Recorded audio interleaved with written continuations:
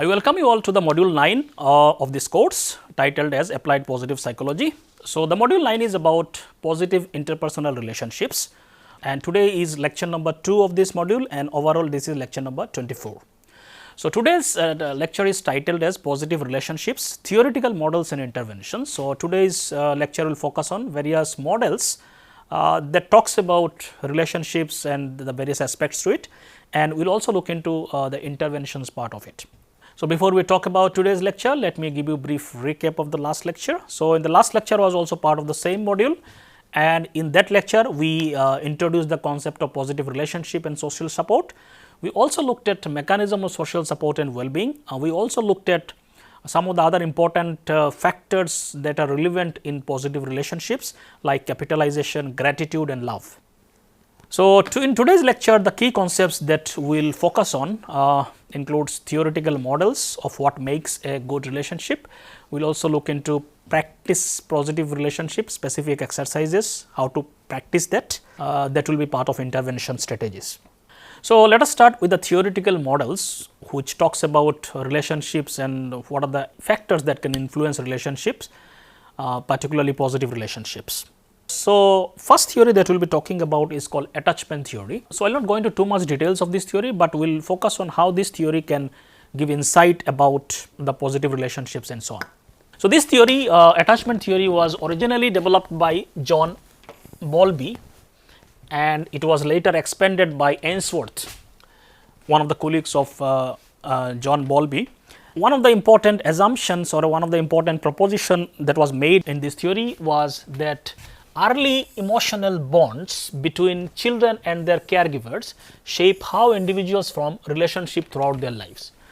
So, one of the important insights that came out of their experiments with children and which became the foundation for this theory was that early emotional bond. What is the nature of emotional bond between the children and their caregiver, like parents or whoever is the caregiver, that sets a stage for the later adult relationship, how that relationship will be experienced in the later adulthood. So, that sets the foundation, or it actually the initial childhood experiences with the caregiver plays very important role in terms of how the adult relationship plays out. So, in this context of positive psychology, the key takeaway from this theory is that a dependable and responsive caregiving fosters a sense of trust and security in children, which generalizes to adult relationship. So, the nature of relationship and the kind of caregiving we do for children or kids in the initial few years plays very important role, that can play very important role for the later life. So, this attachment theory actually distinguishes between secure and insecure attachment styles. So, based on the relationship with the caregiver, children or a kid form certain types of attachment styles with their caregivers, how they get attached to the caregiver. So, that becomes a particular type of style of attachment, and that kind of remains in the later adulthood also. So, this theory majorly talks about two types of attachment style that children can form with their caregiver. Is one is secure attachment style and another is insecure attachment style. Now, let us see what are these two types of attachment style. So, secure attachment style is, as the name suggests, it is more of a emotionally open, comfortable, trusting relationship that a child creates or with their caregiver. So, it is a comfortable with intimacy and independence. So, the child has a very very positive relationship with the caregiver.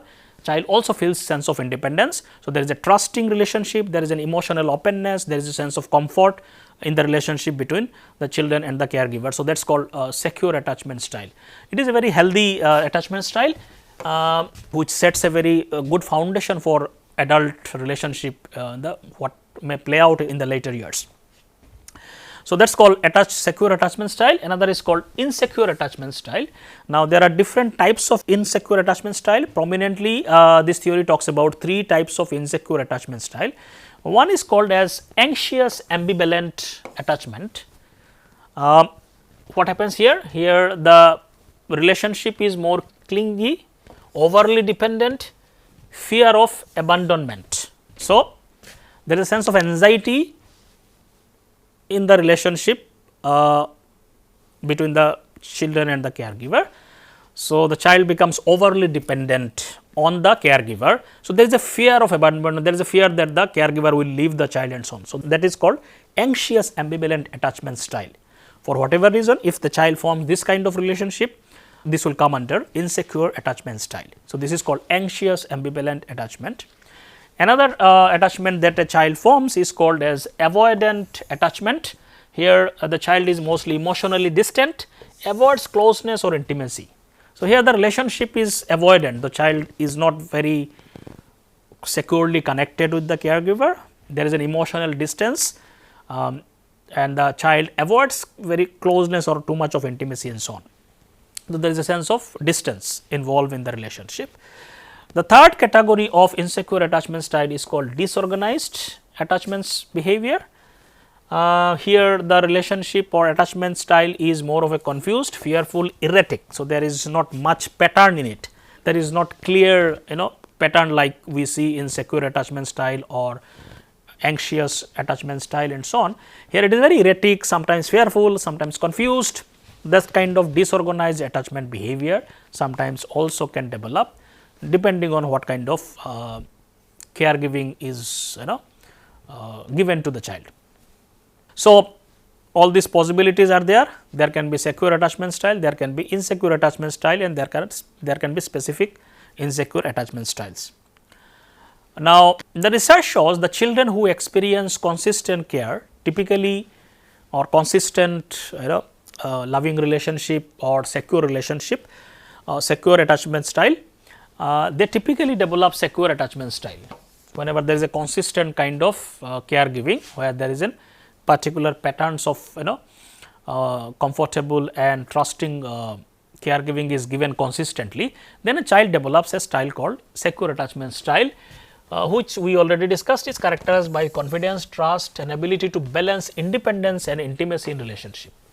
So, there is a healthy intimacy and there is a independence also. So, in contrast, insecure attachment styles as we discussed, anxious, ambivalent, avoidant or disorganized often results from inconsistent, neglectful or abusive caregiving. So, whenever there is an inconsistent caregiving, sometimes very loving, sometimes very abusive. So, there is an inconsistency in the caregiving, sometimes a child experiences neglectful caregiving, abusive caregiving, those kind of caregiving may lead to something called as an insecure attachment style. So, the child may develop very erratic, confused or avoidant kind of style, attachment style with the caregiver.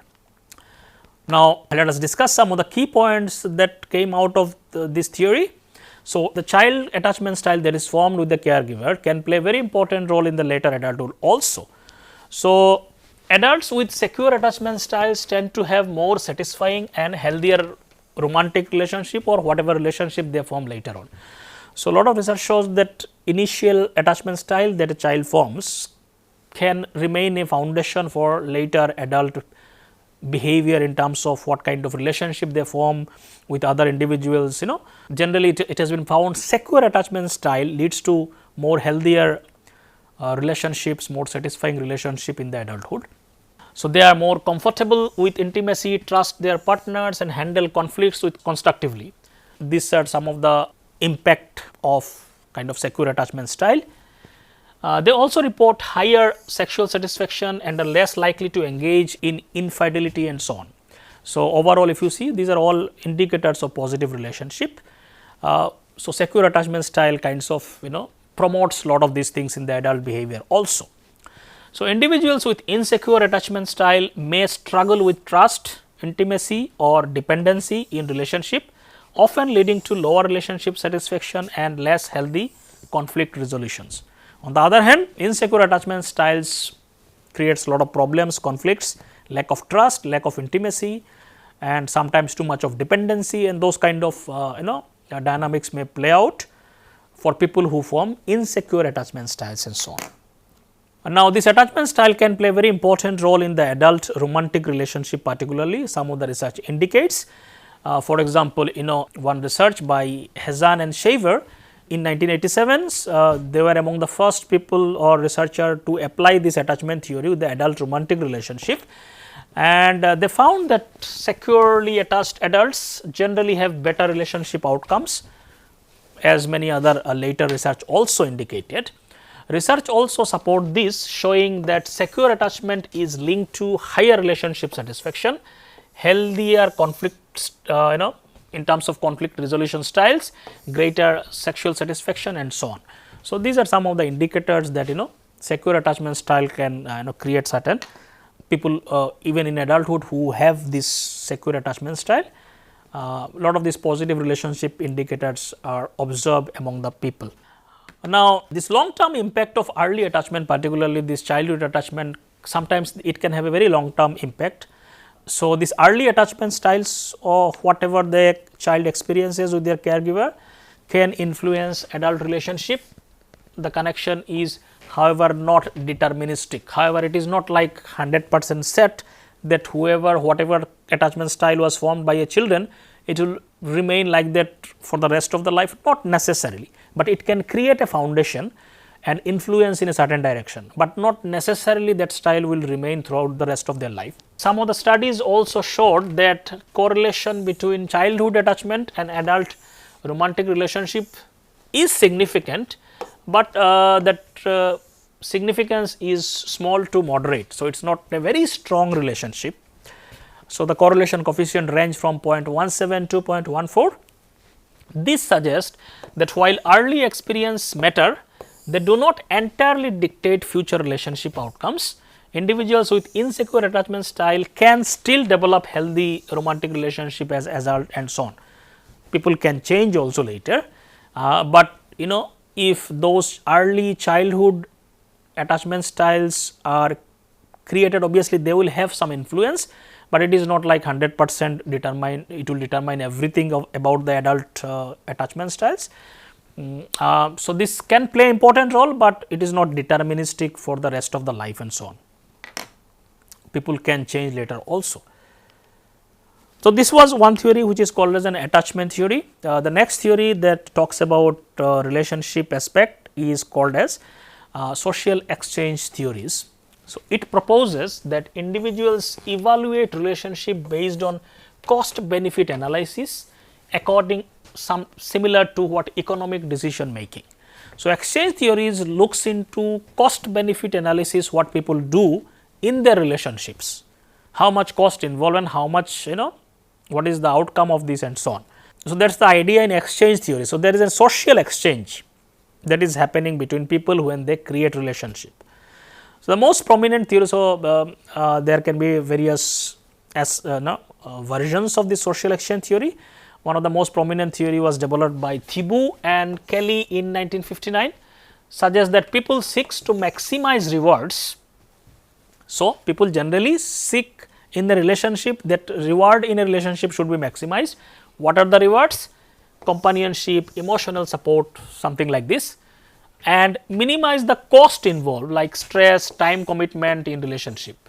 So, people try to maximize the reward that they get out of a relationship like support, companionship, positive emotions, whatever those are reward in a relationship, and they want to minimize the cost that are involved. Cost like relationship also creates stress, commitments, problem and so on. So, people generally try to analyze all these cost benefits and so on. Now, the two key factors influence these relationship decisions, whether people engage in a relationship and maintain that or not. The two important aspects determines that. One is called comparison level, another is called comparison level for alternatives. Let us see what are these. So, when we talk about comparison level, we are talking about an individual's assessment of whether the relationship meets their expectations based on past experiences and cultural norms. So, people generally compare in a whatever relationship they have, they try to assess whether this relationship whatever they are forming meets certain expectations based on whatever their past experiences or based on cultural norms, whatever they can create certain standards and they kind of compare whether it is meeting that or not. So, that can also determine the outcome. Second type of comparison, they do look for alternatives. So, people also can look at the perception of whether there are other potential relationship that can offer greater rewards and fewer costs than the current one. So, people can compare what are the other possible alternatives they have in terms of are they getting greater rewards out of some other alternative as compared to the present one and so on. So, people can do that kind of comparison also in terms of doing these social exchanges. However, this framework provides some useful ideas for understanding dynamics in relationship, but this theory has also been criticized for not fully explaining why people remain committed in relationship despite better alternatives and so on. One of the criticism that came that because one of the assumption of this theory was that people look for better alternatives and then they kind of compare if something is better they may switch there and so on. But in real life many relationship may not work like that in many situations, and people say that it cannot explain why even people remain committed to a relationship even they may have many better alternatives in terms of relationships, why people remain even though better alternatives are there and so on. This observation led Rusbult in 1980 to develop an investment model of commitment, which adds a third critical factor, the investment size in a relationship, not just cost benefit analysis or alternative analysis, but people also look at investment in a relationship. What is that?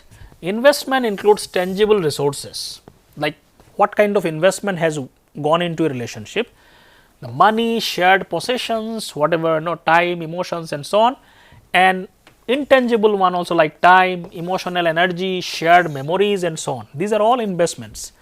People invest in a relationship. Actual tangible things like money, material possessions, intangible things like time, whatever time spent, emotional energy spent, memories created, all these things also determine whether people remain in a relationship or not. So, that investment size also matters, not just better alternatives, people automatically will not go there. So, according to Rusbult, the more individual invest in a relationship, the more committed they become, even if satisfaction declines or attractive alternative arises. People may still remain committed in a relationship because of investment they have in a relationship. So, the research actually supports this Rusbult's model, which shows satisfaction, quality of alternatives, investment size all significantly predict commitment. These factors are particularly strong in relational contexts like romantic partnership and so on, compared to non-relational ones like job and so on. So, this is more relevant in the context of specific relational context between the individuals like romantic relationship and so on, compared to non-relational ones like jobs and so on. So, this investment model helps explain why people stay in long-term relationships such as marriage even when better alternative exists. Now, there are certain criticism of this model, like this model cannot explain altruistic behavior.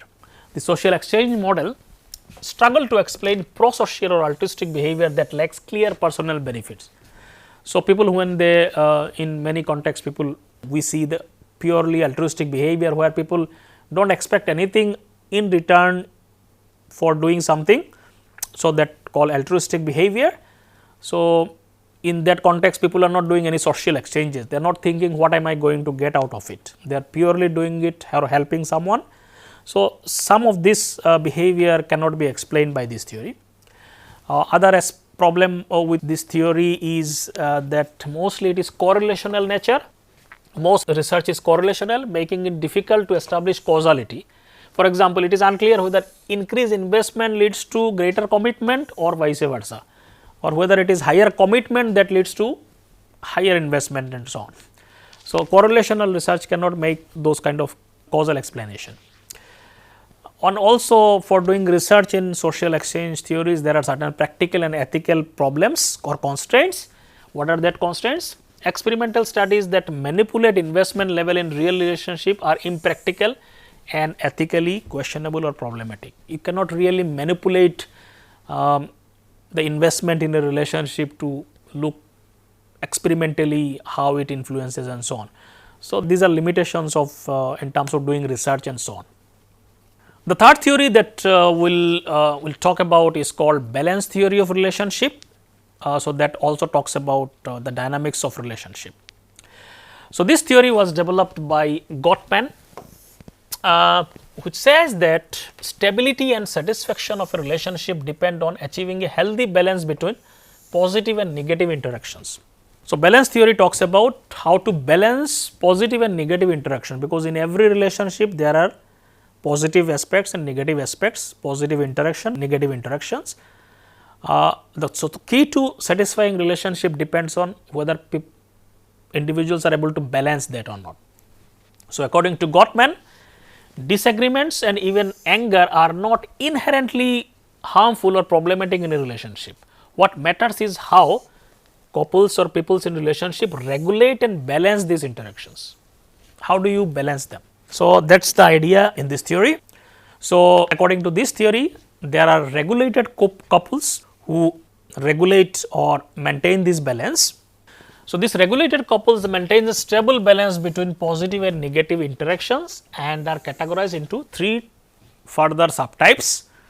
One is called validating couples.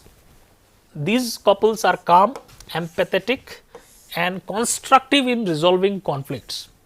They strive to understand each other's perspective and work through disagreement openly. So, this is like validating couples. They are also regulated couples in a sense. They are generally understand each other, they are empathetic to each other. They resolve conflict, even though conflict arises, they do not linger in those conflicts. They try to resolve it constructively, try to understand each other perspective, and whenever disagreement arises, they work through it, communicate with each other and so on. So, that is called validating couples. Second is called volatile couples. So, these couples experience emotional highs and lows and engage in passionate arguments. Despite their intensity, they eventually resolve conflicts and maintain a stable balance. So, volatile couples are emotionally very intense. So, highs and lows, there can be many highs and lows and can be passionate arguments and so on. So, there is a lot of intensity involved in them, but generally they are able to maintain a balance and stability in their relationship. So, that is called volatile couples. The third one is called conflict minimizing couples. These couples avoid conflict and strive to maintain optimism, even if means ignoring disagreements. While not ideal, their relationships are stable and enduring. So, these couples are generally avoid conflicts. So, what does that mean? They even minimize these conflict situations. Before even conflict happening, they will try to avoid those situations and so on. So, try to maintain this optimism and ignore and minimize disagreements and so on. So, this is called conflict minimizing couples. So, there can be these varieties of regulated couples. In all these situations, they are able to maintain a balance and minimize the conflict. Gottman proposed through his research the magic ratio of 5:1, which means he is proposing 5 positive interactions for 1 negative interaction is fine as a key predictor of relationship stability. So, then the relationship has a balanced or stable aspects to it if there is magic ratio of 5:1 is maintained. So, that means at least there has to be 5 positive interaction in place of or against 1 negative interactions. If lump sum that is what is maintained, then it is a kind of stable or balanced relationship. So, couples who maintain this ratio tend to have lasting and satisfying relationship. This is what this theory proposes. Then the another category of couples which are called unregulated couples, means they are not able to maintain this ratio or balance. Unregulated couples lack balance between positive and negative interactions and often fail to meet this 5:1 ratio. They fall into 2 further categories. So, unregulated means they are not able to maintain the balance. Regulated means somehow they are able to maintain the balance. So, one of the category of unregulated couples are hostile couples. These couples exhibit open contempt and engage in repetitive unresolved arguments. So, there is a lot of conflicts, lot of arguments, lot of disagreements, and somehow they are not able to resolve them. So, that is called hostile couples. The second category is called hostile detached couple. One partner disengages from the conflict while the other continues to fight. leading to a pattern called guerrilla warfare with the frequent unresolved disputes. So, in hostile couples, both may be fighting with each other. Hostile detached couple, one may be continuously fighting, another may be completely disengaged. That is also lead to frequent unresolved disputes, because there is no resolve in these cases. So, these unregulated relationships are more likely to end due to their inability to maintain a healthy balance of interaction. Such kind of relationships or unregulated couples, generally they cannot maintain their relationship for long time, it is bound to fail. So, these are three important theories that actually gives some insights about the dynamics of relationship and how to maintain these positive aspects in a relationship. Now, we will be looking at some practical exercises which came out of comes out of some of these theories, in terms of practicing how people can do, what are the things that they should look at and so on, what kind of exercises they can do in terms of maintain a positive relationship. The first exercise that we will be talking about, which comes out of the last theory that we talk about, that is called rebalancing your relationship. What does this exercise involve? So, this comes from this Gottman's balance theory that we talked about just now. So, this theory says balanced, stable and satisfying relationship typically maintain a ratio of 5:1 or 5 positive interaction to every 1 negative interaction. So, that is a lump sum thing that they came out in their theory, that 5:1 ratio, if it is maintained, it is a balanced relationship and so on. So, one can do some exercise in terms of find out whether they are able to maintain this balance doing this exercise. So, this exercise is based on this idea. What can be done here?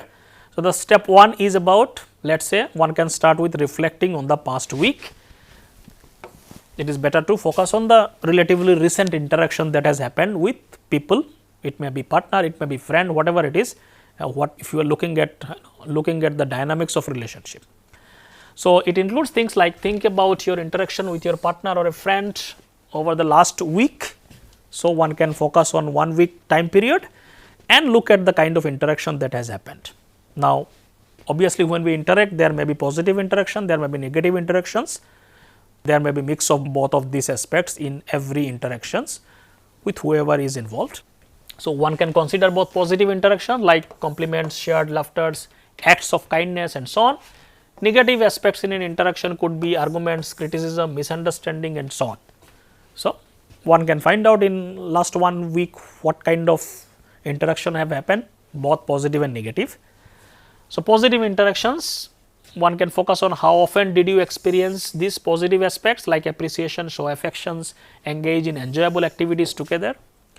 Negative interaction, how often did conflicts, frustrations or misunderstanding arise. So, one can take a window of 1 week and find out how often means the number of positive interaction and number of negative interaction lump sum, just to for the sake of this exercise. Step 2 is about calculating ratio. It does not mean you have to just calculate everything on a calculator or something, it is like broad idea, what is the ratio of these positive and negative interactions. One can estimate this ratio of positive to negative interactions.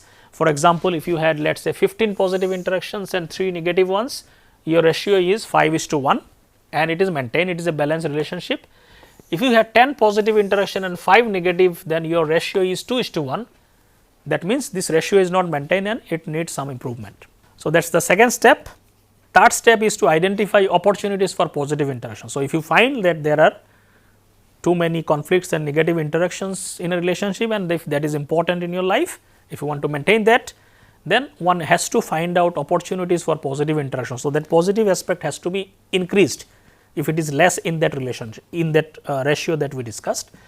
If the ratio falls below 5:1 benchmark, you can find out ways to increase the positive interactions. There can be many ways to increase that. Some of these aspects are given here, like one can express gratitude in relationship, like thanking your partner or friend or something they did, no matter how small it is. So, it enhances positive interactions in a relationship.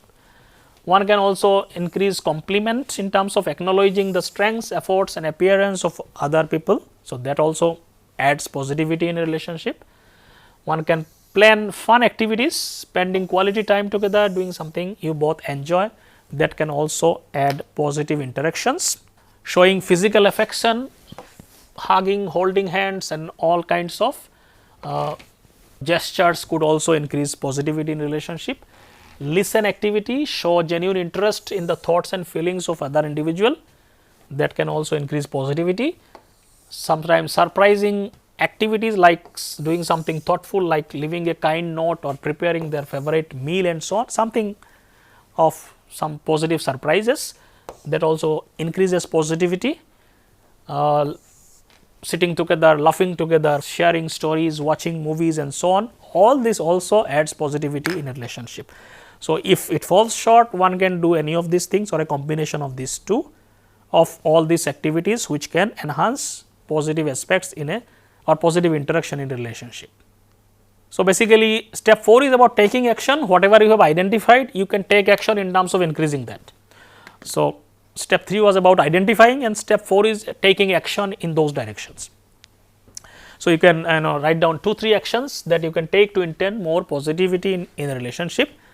For example, some of the things that we discussed you can actually act and include that in the interactions. For example, I will compliment my friend or partner on their cooking tonight. I will plan a surprise visit, something like that. I will send a text during the day to say I am thinking of them and so on. Like this, whatever we have identified, you can actually take action and do that. So, that is step 4. Step 5 is about monitor and adjust. After implementing these changes, observe how they impact your relationship.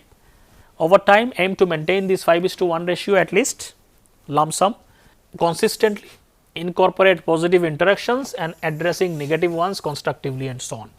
So, this is how you need to keep monitoring that, because this is not just a 1 week exercise. A relationship which are important is a lifelong relationship which should be maintained. So, this monitoring and adjustment has to be a continuous exercise. So, key takeaway from this exercise is that negative interactions are normal in every relationship, but balancing them with positivity is the key to healthy stable relationship. Are you able to balance that with positivity or no? That is the main important thing. So, by intentionally increasing positive interactions, you can strengthen your bond and create more fulfilling connections and so on. So, that is the key concept behind this exercise. Second exercise is using social networks in a healthy way. So, this also talks about relationship, but particularly lot of our social interaction nowadays in the social media, digital platforms and so on. So, this exercise is more about in those direction in terms of our connection with people in the digital platform and so on. So, this exercise is about focusing on those aspects. So, research showed that people use social media significantly and it impacts their psychological well-being. So, social media usage is very prominent in today's world and they impact us very strongly emotionally and so on, how we interact with people in social media, and it has an impact on our well-being also. And research shows that they can actually have a detrimental impact also, but depends on how you are using that social media. So, the key distinction lies in whether you engage in active or passive kind of interaction. Some people use social media very passively, some people use them actively and so on. So, that can also determine the outcomes and so on. So, one can kind of reflect on the habits in terms of how you are using social media, and this exercise is about that only. So, the step 1 in this exercise is reflect on social media use, how are you using, what is the nature of your use and so on. So, think about your social media activity over past week. Always a week window is given, so that you cannot think everything about your usage and so on. You can think about how you are doing it recently. So, that is why the 1 week window is given. So, think about recently how you are using, like 1 week, last 1 week, how you are using social media and so on. You can ask yourself, are you using just passively, and did you spend time scrolling through posts, pictures and videos without interacting with people? Or are you using actively, like did you post content, send private message or engage with others in post and so on.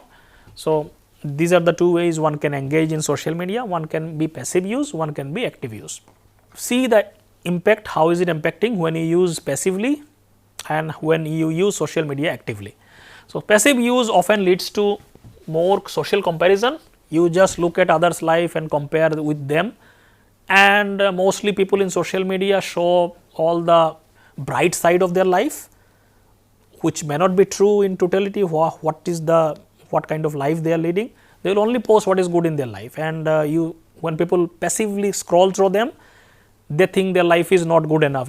Some others' lives are, they are leading very happy and very good life and whatever it is. But people, this is the nature, people generally tend to show what is good in their life and so on. So, what happens in passive use, people generally tend to do more social comparison, in a sense that it impacts them negatively. So, you only find people are better than you and so on, or their life is better than you and so on. That is more likely to happen when you passively scroll through them.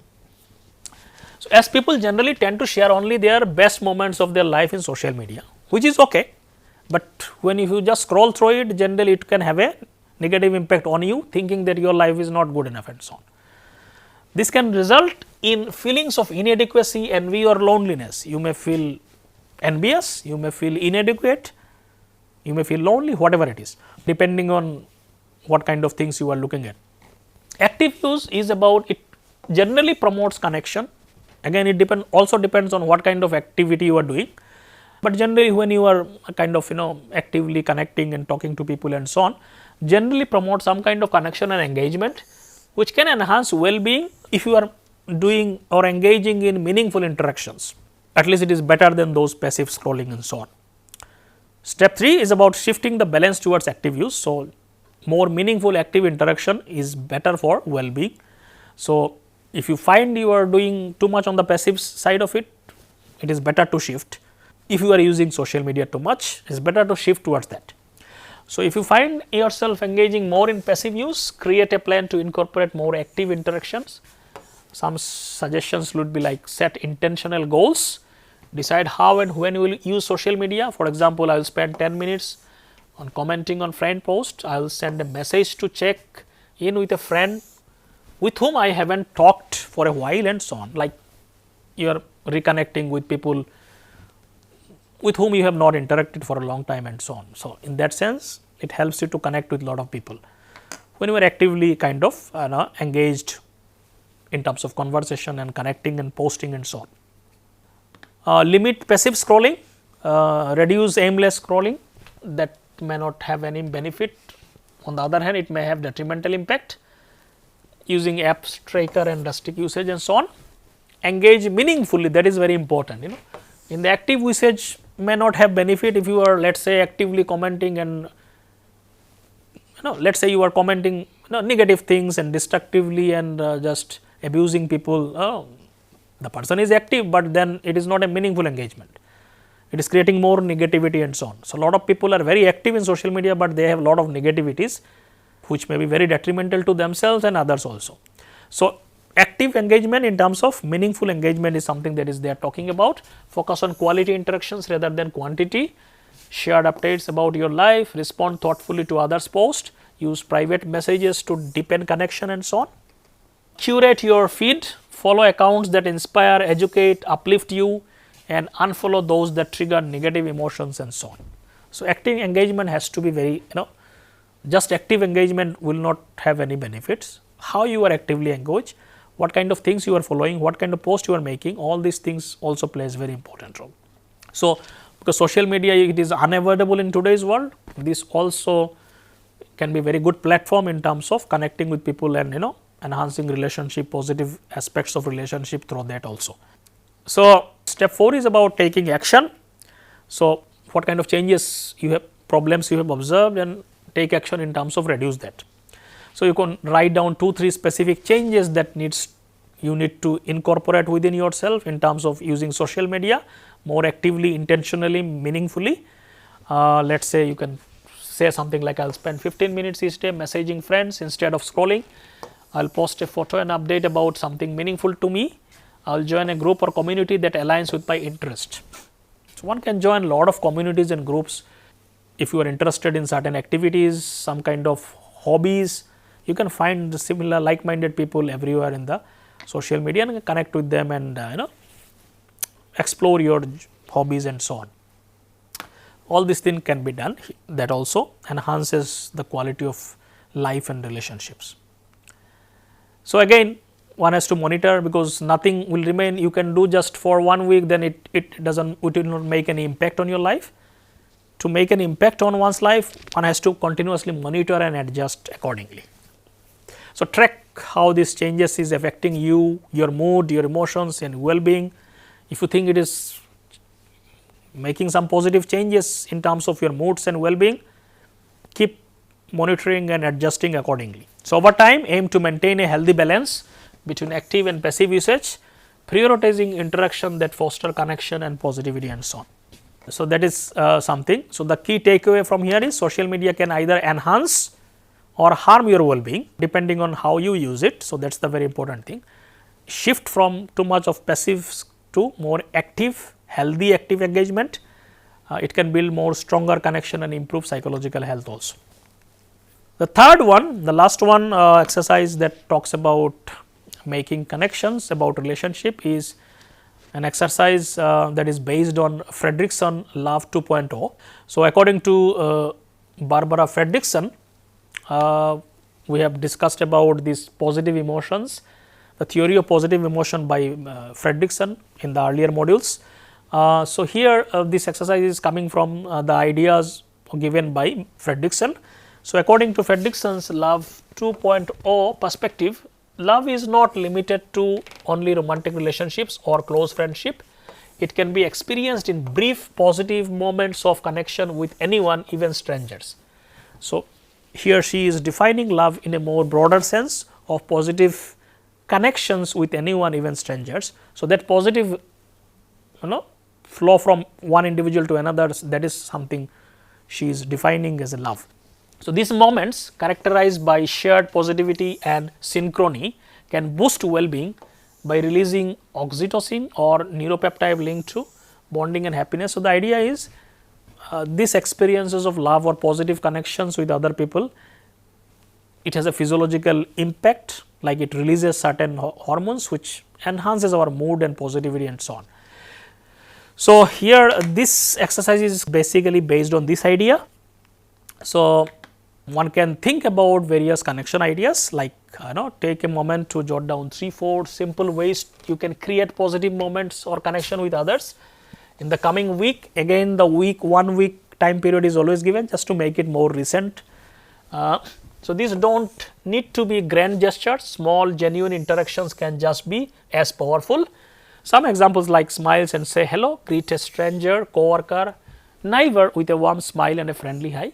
So, these are like small things that creates a positive aspects in the and helps you to build connection with people. Giving compliment, acknowledging someone's effort, appearance or personality with a kind word also builds positive aspects in a relationship. Share a laugh, making light-hearted joke or comment to brighten someone's day. Expressing gratitude, thanking someone for something they have done, no matter how small it is. Offer help, assist someone with a task or hold the door open for them. Whatever this kind of small gestures all can contribute to the concept that they are talking about in terms of making positive connections. So, one can the step 2 could be choose one action try in this week. So, one can try certain specific actions if they find it helpful in 1 week, and they can change it to the next week and so on. So, select one of your ideas and commit trying to act it in a particular week. For example, I will smile and say hello to the barista at my favorite coffee shop. I will compliment my co-worker in their new haircut, whatever it is. I will thank my partner for making dinner last, whatever it is, because everybody has different situations in their life. You can find something, whatever you choose, and you can just decide that this week I will do this and something like this. Now, reflect on the experience that you have when you have implemented something like this. After your interaction, take a moment to reflect. Did you feel a sense of connection or synchrony with others? How did the interaction make you feel emotionally?